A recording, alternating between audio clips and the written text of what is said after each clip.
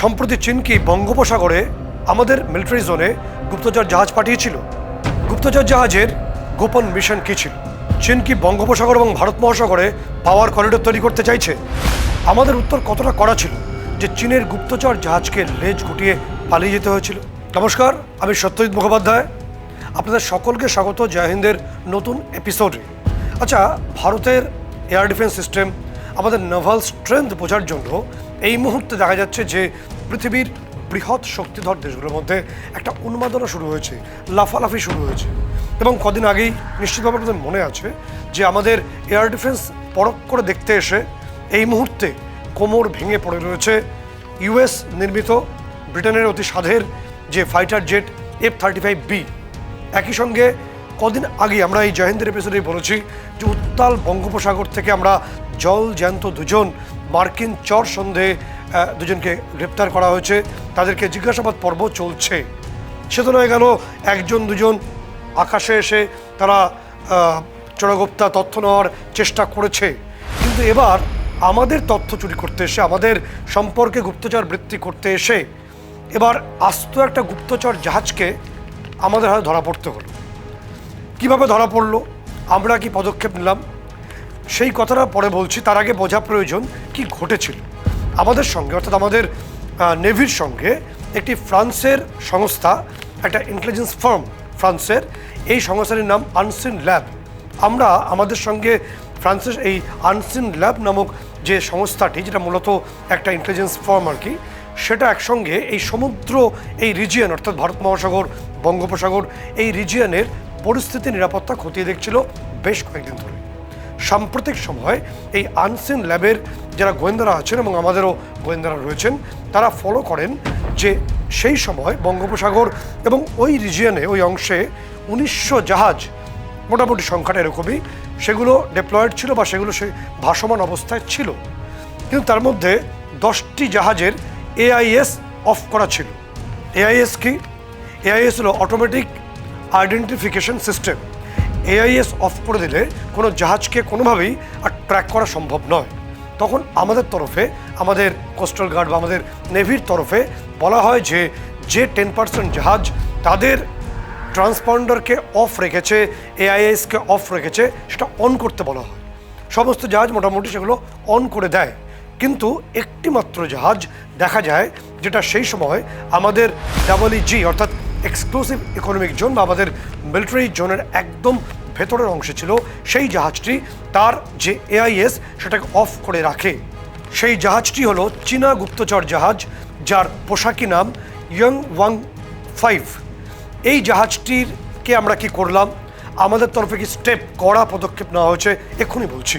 তার আগে বলা প্রয়োজন যে আমাদের মিলিটারি জোনের একদম কাছে এসে চীনের এই গুপ্তচর বৃহৎ আকার জাহাজটি ঠিক কী করছিল সেটাই বলছি। যে চীনের গুপ্তচর জাহাজটি যে অংশে এসেছিল সেটা আমাদের মিলিটারি জোন বা আমাদের এক্সক্লুসিভ ইকোনমিক জোন। সেখানে জাহাজটি তার সমস্ত যে GPS সিস্টেম, তার যে AIS সিস্টেমকে অফ করে দিয়েছিল, যাতে আমরা বুঝতে না পারি যে জাহাজটির আসল অবস্থান ঠিক কী। কিন্তু ওই যে বললাম, ফ্রান্সের যে ইন্টেলিজেন্স ফার্ম অর্থাৎ আনসিন ল্যাব এবং আমাদের যে গুপ্তচর বাহিনী, তারা ধরে ফেলে যে চীনা গুপ্তচর জাহাজ চুপ করে বসে আছে আমাদের মিলিটারি জোনের মধ্যে এসে এবং আমাদের তথ্য চুরি করছে। কি করছিল? ও যে কাজটা করছিল, যেটা আমরা গোয়েন্দা রিপোর্ট মারফত জানতে পারছি, মূলত সেই মুহূর্তে বঙ্গোপসাগরের যে সি ফ্লোর, এই সি ফ্লোর ম্যাপিংয়ের কাজ করছিল এই গুপ্তচর জাহাজটি। সি ফ্লোর ম্যাপিংটা কি? সি ফ্লোর ম্যাপিং হলো সমুদ্রের জল অর্থাৎ ওপরের যে অংশ, সেখান থেকে সমুদ্রের তল পর্যন্ত কত গভীরতা, জলের গভীরতা কী আছে, ঠিক জলের কোন খাতে জলটা বইছে, এই পুরো বিষয়টা টেকনিক্যালি মেজার করার নামই হচ্ছে সি ফ্লোর ম্যাপিং। সেই কাজটা বেশ কয়েকদিন ধরে এই জাহাজটি গোপনে করছিল। কেন করছিল? এই প্রশ্ন তো স্বাভাবিক যে হঠাৎ করে এসে আমাদের মিলিটারি জোনের মধ্যে একটি চীনের গুপ্তচর জাহাজ, তারা কেন সি ফ্লোর ম্যাপিংয়ের কাজ করবে?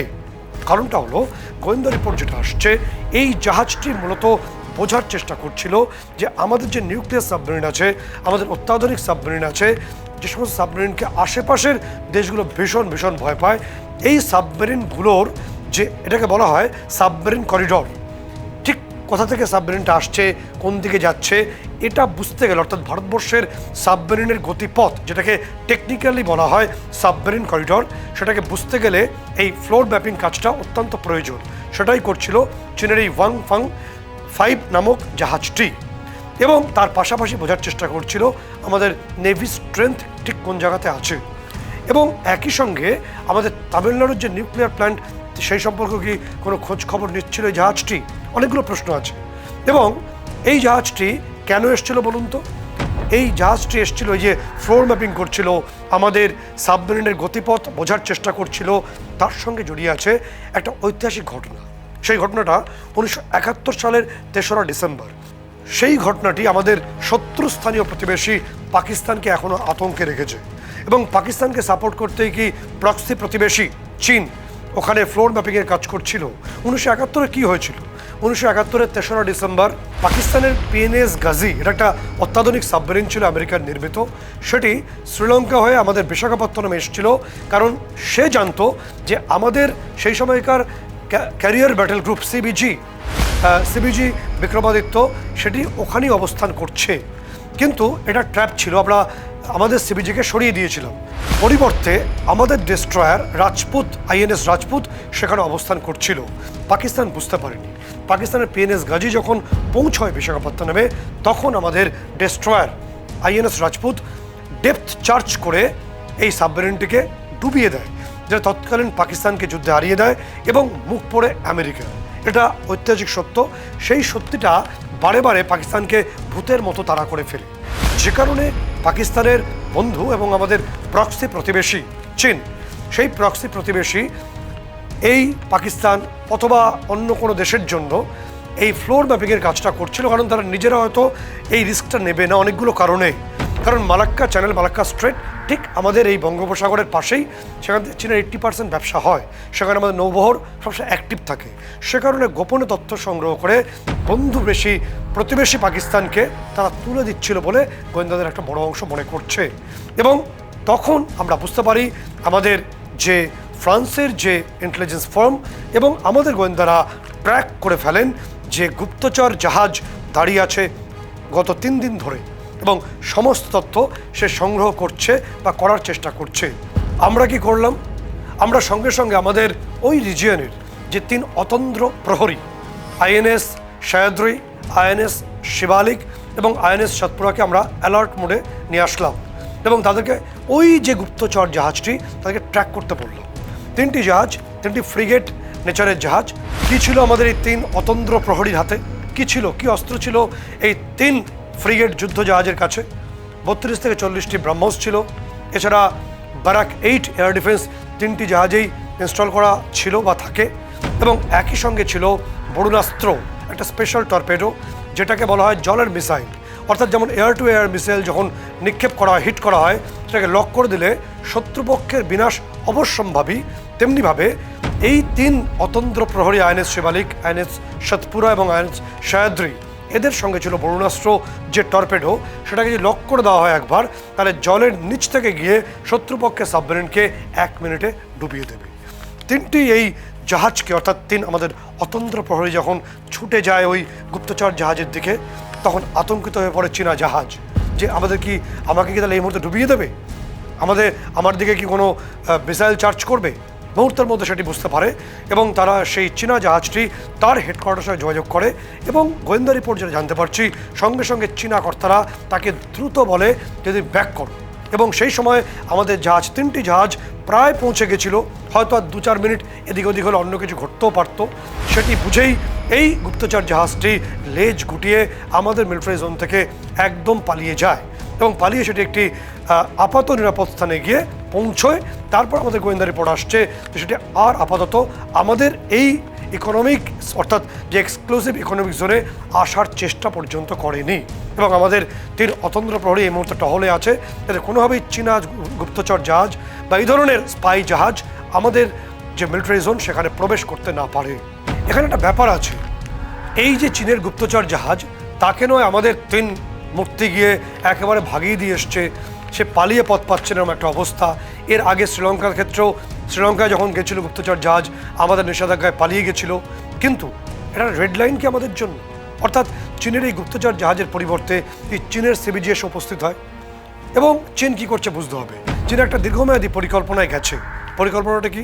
চীন সর্বপ্রথম এই রিজিয়নে, অর্থাৎ আমাদের বঙ্গোপসাগর, ভারত মহাসাগর এই রিজিয়নে এসে 2008 সাল তখন সর্বপ্রথম তাদের যুদ্ধজাহাজকে ডিপ্লয় করে আমাদের এই অংশে, কারণ মালাক্কা স্ট্রেটে তাদের বিজনেসটা চলে। এরপর 2014 সালে চীন প্রথম তাদের যে সাবমেরিন সেটাকে এই বঙ্গোপসাগর ভারত মহাসাগরে ডিপ্লয়মেন্টে ব্যবহার করে। এবং তারপর 2017 সালে এসে চীন প্রথম ভারত মহাসাগরের ডিসবুটি, এখানে তাদের প্রথম ওভারসিজ আউটপোস্ট তৈরি করে। অর্থাৎ চীন একটা প্ল্যানিং করে এগোচ্ছে। এছাড়া চীন করাচি এবং গাদর পোর্টে তাদের নিজস্ব নৌঘাঁটি রেখেছে। এছাড়া হাম্বানটোটা শ্রীলঙ্কাতেও তাদের নৌঘাঁটি তৈরি করেছে। ফলে চীনের প্ল্যানিংটা ভারতের বুঝতে অসুবিধা হচ্ছে না। সেই কারণে আমরাও চুপ করে বসে নেই। আমরা কি করছি? এই রেড লাইনটাকে আমরা ইতিমধ্যে পড়ে ফেলেছি। সেই কারণে আমরা ইতিমধ্যে 51টি আমাদের ওয়ারশিপস রেডি, প্রায় তৈরি শেষ, এবং শেষ অংশের কাজ বাকি। সেগুলো খুব দ্রুত কমিশনড হবে এবং ভারত মহাসাগর, আরব সাগর এবং বঙ্গোপসাগরে সেগুলোকে মোতায়েন করা হবে। একই সঙ্গে যে ছবি আমাদের কাছে আসছে, যে তথ্য আসছে, যে 17টি আরও যে নতুন ওয়ারশিপস সেগুলো রেডি হওয়ার মুখে, সেগুলো তৈরি হচ্ছে। প্রথম পর্যায়ের জন্য 51টি ওয়ারশিপসের জন্য আমাদের খরচ হয়েছে $28 বিলিয়ন। এছাড়া আমরা চীন যেমন হাম্বানটোটা, যেমন করাচি এবং গদর পোর্টে নৌঘাঁটি তৈরি করেছে, ঠিক তেমনিভাবে আমরাও তৈরি করেছি। এছাড়া আমরা কি করেছি? চীনকে একদম চোখে আঙুল দিয়ে দেখিয়ে দেওয়ার জন্য, চীনের বা ড্রাগনের চোখ রাঙানো সহ্য না করার জন্য ইন্দোনেশিয়া আমাদের নিজস্ব নৌঘাঁটি তৈরি করেছি। এছাড়া আমরা তৈরি করেছি মরিশাস এবং সেচিলস, অর্থাৎ ভারত মহাসাগর প্রশান্ত মহাসাগরের ঠিক এই যে সংযোগকারী অংশে। এছাড়া ইন্দোনেশিয়ায় রয়েছে আমাদের, পাশাপাশি ডুকুমে আছে, এছাড়াও চাবাহার পোর্ট রয়েছে। ফলে চীন যদি কোনো মিস অ্যাডভেঞ্চার করার চেষ্টা করে, যেমন সাম্প্রতিক সময় সিঁদুরে করেছে বলে আমরা বলছি, যদি সাগরে করে তাহলে যোগ্য উত্তরের জন্য আমরাও তৈরি।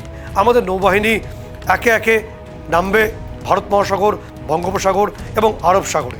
যে চীনা গুপ্তচর জাহাজটি আমাদের মিলিটারি জোনের মধ্যে এসেছিল, সে অন্তত 10টি জায়গায় অবস্থান করেছিল, এমনটাই গোয়েন্দা রিপোর্ট বলছে।